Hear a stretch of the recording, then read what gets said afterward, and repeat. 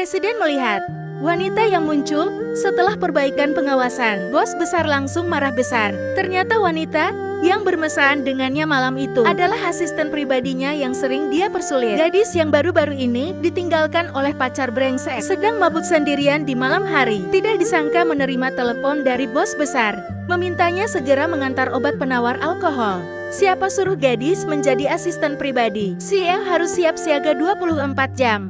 Dengan mabuk, dia terhuyung-huyung ke kamar CE. Tak disangka, si El telah diberikan obat perangsang. Langsung menekan gadis itu ke dinding. Saat itu gadis yang bingung mengira itu adalah gigolo hotel. Lalu langsung menjadi alat penawar CE. Keesokan harinya, gadis yang terbangun tak pernah menyangka ternyata tidur dengan atasannya sendiri. Namun rumor mengatakan bahwa presiden tidak pernah mendekati wanita. Sekarang, jika presiden tahu bahwa dia kehilangan kehormatannya, dan itu dengan asisten kecilnya, gadis itu pasti tidak akan lama lagi. Jadi gadis itu mengambil sepatunya dan berlari. Tak disangka saat presiden bangun, dia menemukan anting yang terjatuh. Naluri pertama memberitahu presiden bahwa anting ini adalah milik asisten kecil. Maka presiden segera pergi ke kantor untuk menanyai asisten kecil. Tak disangka, asisten kecil mengeluarkan sepasang anting yang sama persis. Ternyata asisten kecil sudah menyadari bahwa antingnya terjatuh di tempat tidur presiden. Namun dia telah memperhitungkan dugaan presiden. Sebelumnya dia membeli model yang sama di Mengbao. Saat ini dia bersyukur telah mempersiapkannya lebih awal. Jika tidak, dia tidak akan tahu bagaimana dia bisa mati. Namun presiden selalu merasa wanita tadi malam adalah asisten kecil di depannya. Jadi, dia membawa asisten kecil ke hotel untuk memeriksa pengawasan. Namun pada saat kritis, pengawasan sengaja dirusak oleh seseorang tanpa mengetahui apa-apa. Presiden mengira itu ulah ibu tirinya. Tidak diketahui bahwa asisten kecil menyuruh teman hacker merusak pemantauan. Segera setelah itu, presiden menyuruh bawahannya segera memperbaiki video pemantauan. Namun baru sampai di perusahaan, dia sudah didesak menikah oleh ibu tiri yang jahat hanya karena ibu tiri ingin menguasai kekayaan warisan ayahnya yang bernilai triliunan. Memaksa presiden menikahi putrinya sebagai istri. Melihat presiden tidak setuju, ibu tiri yang jahat langsung ingin memukul orang. Tidak disangka, asisten kecil langsung berdiri di depan presiden langsung mengusir ibu tirinya. Melihat asisten kecil di depan matanya, presiden merasa sangat sakit hati. Tapi detik berikutnya, dia berpikir, cara untuk membuat ibu tiri tutup mulut adalah menikah lebih awal. Saat ini, dia sudah memiliki kandidat yang tepat dalam pikirannya. Namun menghadapi asisten kecil yang imut dan menarik, sang presiden tidak bisa mengutarakannya. Tak disangka, setelah jam kerja, asisten kecil malah diganggu oleh pria brengsek. Pada saat genting, sang presiden turun tangan membantu. Aku punya buku. Berani-beraninya di depan saya, menyakiti orang saya. Siapa yang memberimu keberanian? Kamu baik-baik saja. Bagus, pantas saja ingin putus denganku.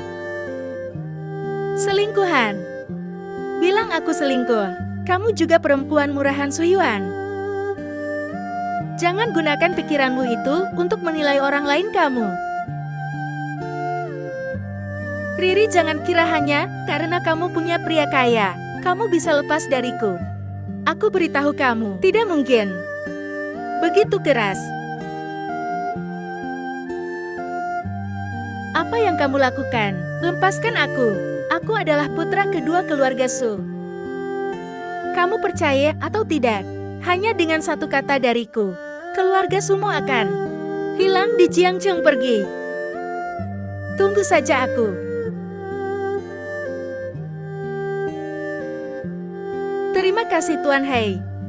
Bagaimana rencanamu untuk berterima kasih padaku? Saya akan bekerja lebih keras.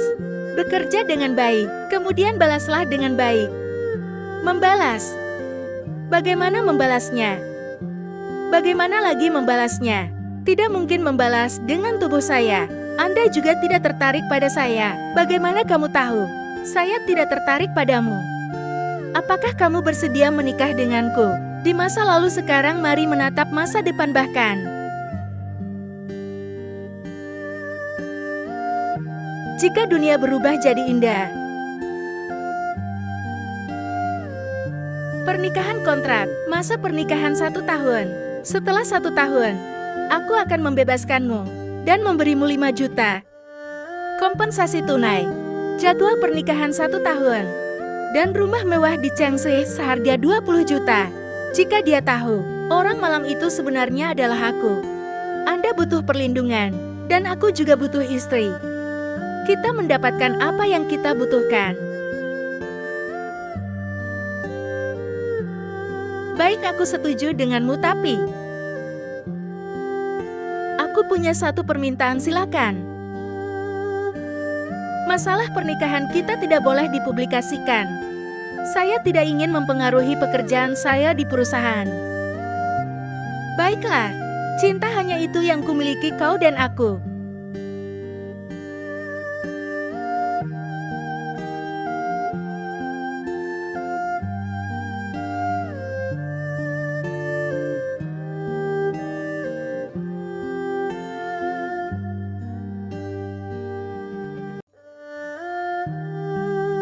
Ini lebih dekat sedikit, bersiaplah.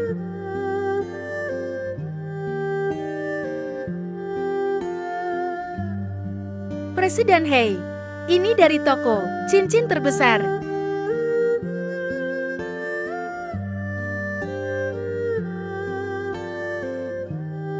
Berikan tanganmu. Waktunya terburu-buru. Tidak sempat memesan yang khusus. Untuk sekarang, pakai ini saja dulu. Pak Hei, ini terlalu berharga. Aku tidak bisa menerima ini. Kamu sudah jadi milikku. Ini bukan apa-apa, terimalah. Ayo pergi, kita pulang. Pulang kemana? Sekarang kita itu. Bukankah kita sudah sepakat? Kamu tidak bisa memaksaku. Pikiranmu kemana? 50.000. Ini untuk bulan ini. Uang belanja untukmu tidak termasuk. Ini untuk kompensasi Anda. Begitu banyak. Di rumah panggil saja aku Nanzu. Desain Anda sudah pernah kulihat sebelumnya. Anda sangat berbakat. Di bawah grup Hei, ada perusahaan perhiasan. Jika kamu ingin pindah pekerjaan, aku mendukungmu. Benarkah aku benar-benar bisa menjadi desainer perhiasan? Tentu.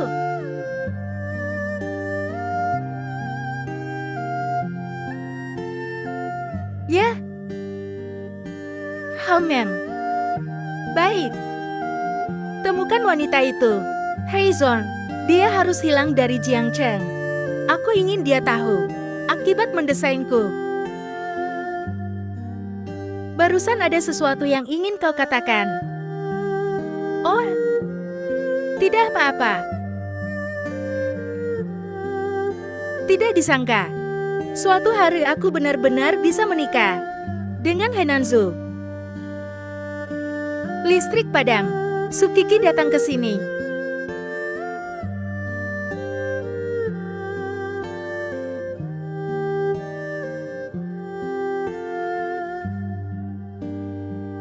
Tuan Hei.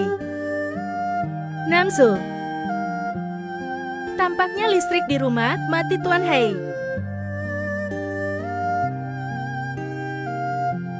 Kita terlalu dekat. Jangan pergi. Aku tidak pergi. Kamu takut gelap ya? Aku tidak takut.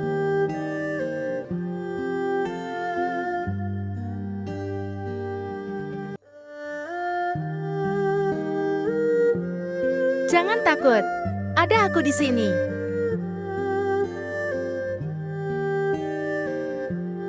Ayo.